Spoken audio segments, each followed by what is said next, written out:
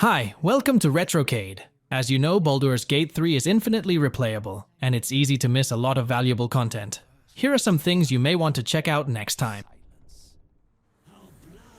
There's an entire floppy race of fish people in Baldur's Gate 3, and you may miss them entirely if you don't inspect everything you find. The Quatoa in Act 1 worship a god called Bu-Wal, and they can be found in the Underdark with some careful exploring. The entrance to the Festering Cove is well hidden, and can be found near the Arcane Tower in the Underdark. You'll see a gap with mushrooms. You can use them to hop around, or you can teleport, and some torch stock waiting to blow you up. Jump across the gap to find the cragged wall. Climb down to meet the tribe of Quatoa. Early in the game, your perception score is probably pretty low, so you might have missed the Spider Egg Sac near the Harper Stash, just northwest of the roadside cliff waypoint. You'll need to pass a perception check to note the hole in the rock. Pass several investigate and nature checks to retrieve a Spider Egg Sac. Throwing or breaking the Spider Egg Sac will unleash 5 spiders to follow your commands, and they're a good help in a fight. However, this is a single-use item, so save it for when you need it. These spiders aren't around forever either, and will vanish when you rest for a long time. Romance is a big part of Baldur's Gate 3 with many companions you can spend time with. Bestow your bow with one of a pair of powerful rings found in Act 2 to really show your commitment. True Love's Caress is a rare magical ring that can be found in the cemetery outside Thorm Mausoleum in the shadow-cursed lands of Act 2. You'll spot a skeleton you can loot to get True Love's Caress. The pair to this ring is True Love's Embrace and can be found in the House of Healing. There is a skeleton lying on a mattress which contains the True Love's Embrace ring. The 2 characters wearing the rings will gain Gentle Warding Bond, which gives +1 to AC and saving throws, and resistance to all damage. You probably ran into the Circus of Last Days on your first playthrough, spun Akabi's Wheel of Wonders, lost, and decided it wasn't worth the time or gold when the game is so obviously rigged. There are some pretty good items to be won from the Wheel of Wonders if you have a sense of humor, but the jackpot itself is the real deal. Use a character with a high perception to notice the Djinn Akabi is obviously cheating. He has an item called the Djinni Ring that lets him cheat, so you'll need to pick his pockets and take it. Now spin the Wheel of Wonders again, and you'll win. Akabi won't be happy you tricked him, and he'll send you to the middle of nowhere. You'll be able to sneak or fight your way through the dense jungle. Find the painted chest and take the legendary trident Nirulna, which has fantastic stats and abilities like being impossible to disarm, returning when thrown, and creating explosions. There's no real reason to go around smashing all the furniture in Baldur's Gate 3, even if most things are destructible in some way. But you'll eventually be rewarded if you do break the right things.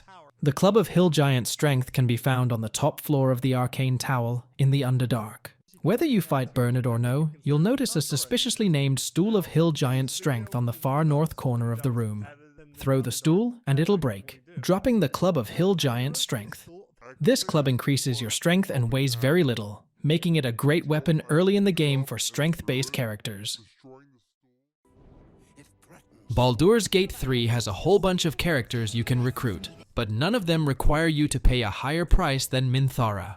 In order to recruit her, you have to slaughter a bunch of tieflings by raiding the grove. A lot of people very much like her as a character, but aren't a huge fan of having to murder countless innocents just to add her to the party. Luckily, the game's latest patch adds a new way to recruit Minthara. Now you can simply knock her out while taking down the goblin camp. You can now use non-lethal attacks to incapacitate her and keep her alive.